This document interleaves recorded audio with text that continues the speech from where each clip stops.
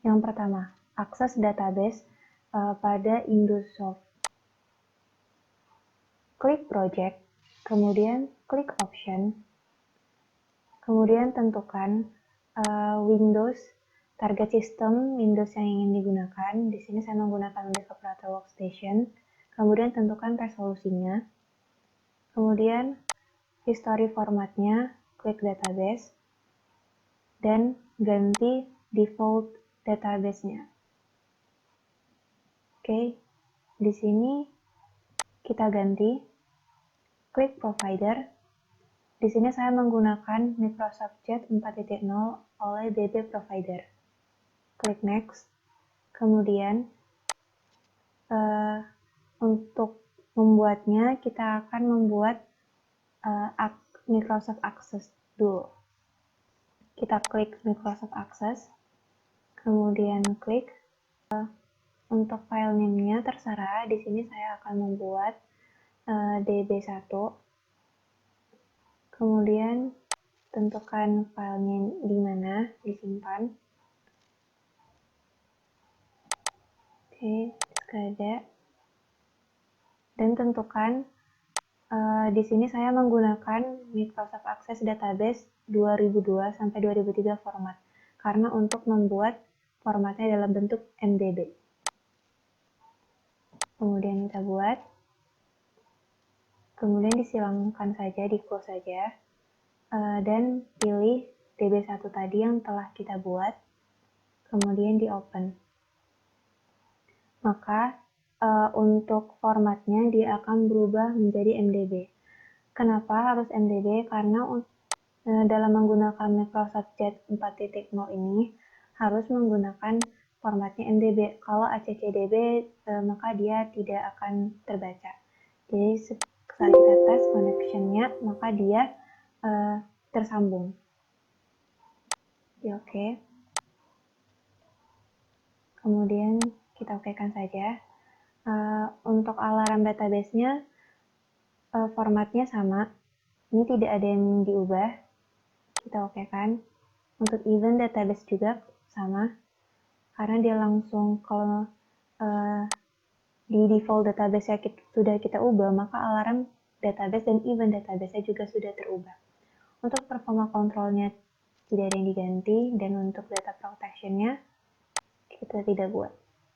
Oke. Langsung saja. Di sini saya sudah membuat beberapa program. Di sini kita jalankan, kita klik Set as Startup untuk menjalankannya, kemudian klik Run. Oke, kita klik alarm. Di sini kita contohkan, kita naikkan ke atas, kemudian kita naikkan ini sampai ke atas, kemudian kita klik sensornya.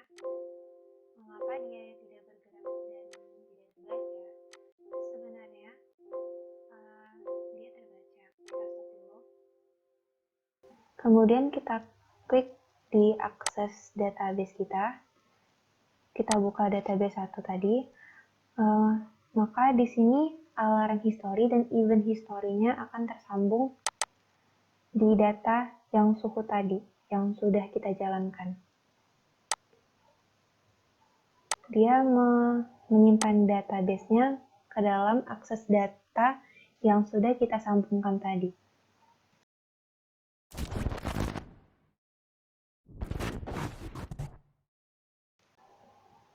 Yang kedua, yaitu SQL Database. Di sini, kita klik Project, kemudian klik Option, kemudian kita ganti history formatnya ke database, kemudian untuk default database-nya, kita klik, dan kita ganti provider-nya. Kemudian kita pilih Microsoft OLE DB Provider for SQL Server. Kemudian kita Next. Untuk mengisi ini, maka kita harus menginstal aplikasi SQL Server yang terhubung ke dalam laptop kita. Di sini saya sudah menginstalnya, saya menggunakan Microsoft SQL Server Management Studio yang 18. Di sini SQL Server tersebut telah tersambung ke laptop saya. Dalam server type-nya itu database engine. Kita sambungkan ke laptop yang sedang kita gunakan, yaitu laptop saya. Kemudian di sini use Windows, select the database on the server. Saya sudah membuat SQL database-nya. Kemudian test connection, maka dia sudah terhubung. Untuk membuat SQL database-nya, kita klik. Untuk membuat SQL database-nya, maka di sini kita tinggal klik new database, kita buat database baru. Di sini saya sudah membuatnya, yaitu SQL database. Kemudian kita double klik table. Di sini contohnya saya sudah membuat di BOII. Kemudian kita klik desainnya yang sudah saya buat, machine name, kemudian kita klik edit top 200 rows. Jadi di sini saya sudah membuat kolom dan data type-nya yang sudah tersambung dengan grid. Pada global di class, saya sudah membuat tabel yang formatnya OII.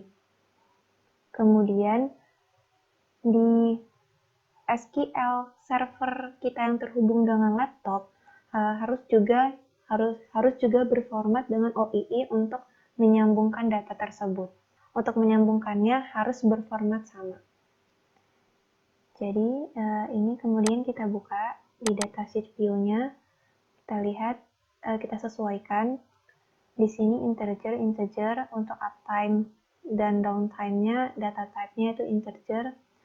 Dan untuk di machine name, di sini di Indosoft tipenya itu string, tapi untuk di SQL server tersebut untuk string itu diganti dengan nvarchar.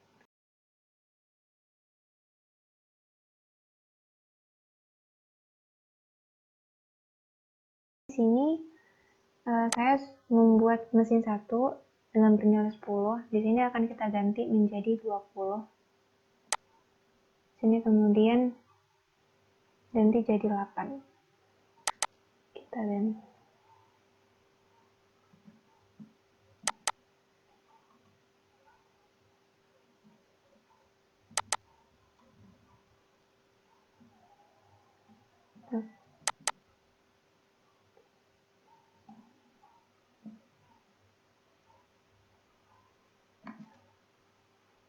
Kemudian kita close.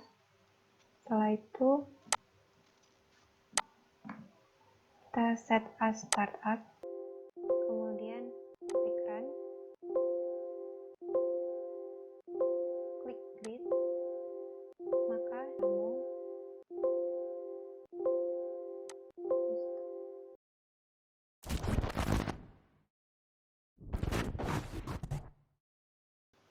Yang ketiga adalah SQL statement.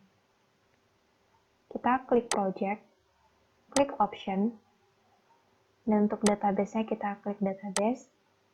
Untuk default database-nya, di sini saya menggunakan provider Microsoft Jet 4.0 DB provider.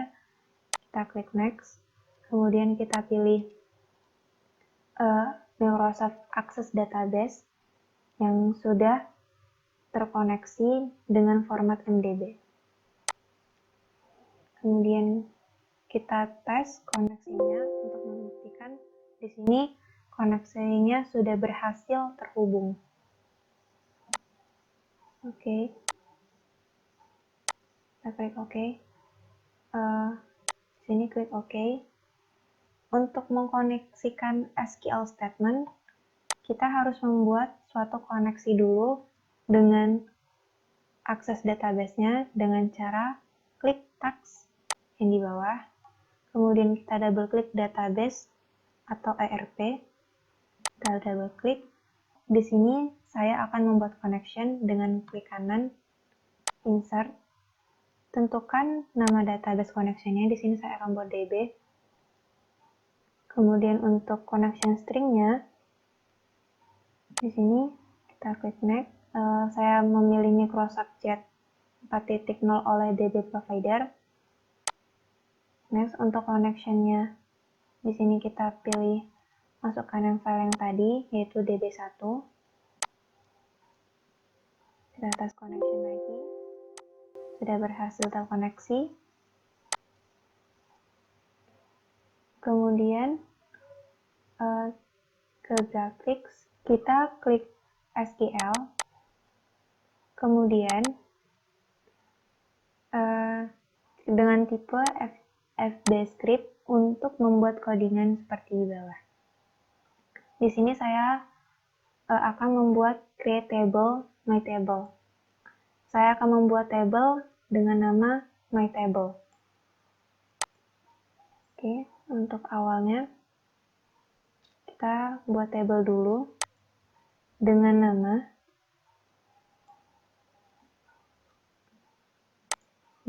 DB yang sudah kita buat tadi di connection-nya. Kemudian koma SQL. Kita klik. Untuk insert into-nya juga kita ganti dengan DB. Oke. Kemudian kita save. Kemudian kita jalankan. Kita klik SQL. Kita create table. Kemudian insert into. Bisa, kita akan refresh. Kita coba buka lagi. Di sini sudah langsung terbuat my table yang sudah kita koneksikan tadi.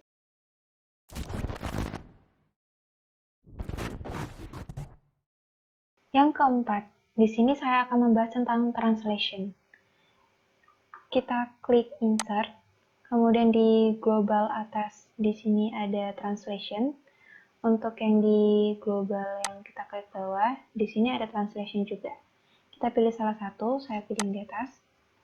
Kemudian kita harus, setelah muncul, kita harus mencentang enable translation-nya untuk memunculkan perintah-perintahnya. Kemudian kita pilih bahasa, kita select bahasa yang ingin kita translationkan, yang ingin kita terjemahkan.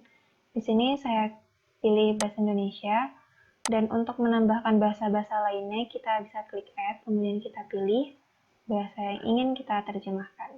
Di sini karena sudah saya memilih bahasa Indonesia dengan kode 1057.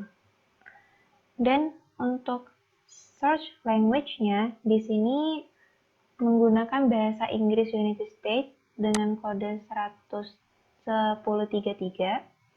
Kemudian di sini untuk target language-nya itu bahasa Indonesia dengan kode 1057. Untuk origin-nya saya pilih project text. Kemudian di sini kita bisa refresh project text-nya untuk memperbarui perintah-perintah yang ingin kita terjemahkan. Kemudian kita klik, kita blok, kita copy. Di sini saya menggunakan Google Terjemahan untuk menerjemahkannya.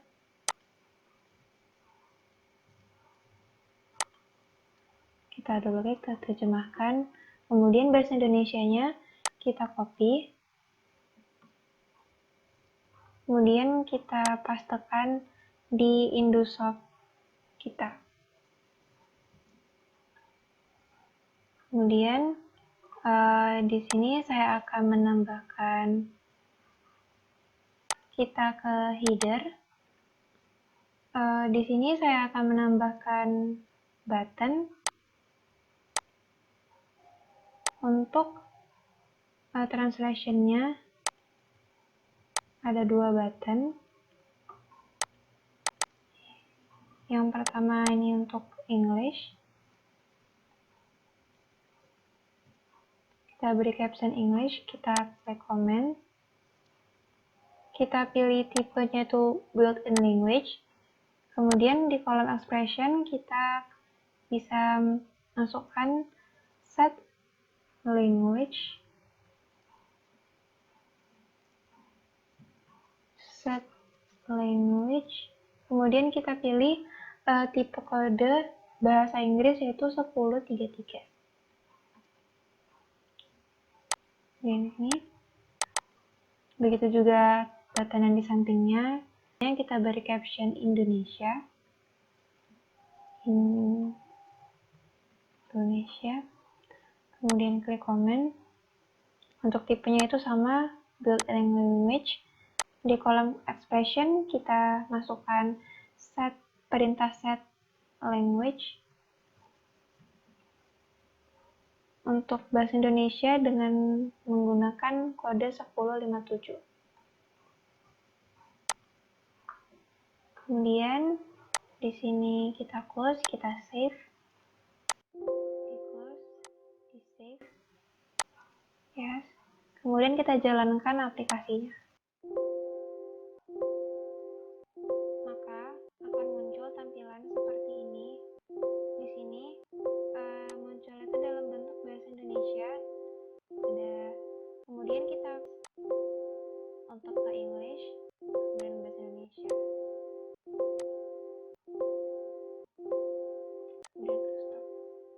Sekian video dari saya, semoga membantu. Terima kasih sudah menonton.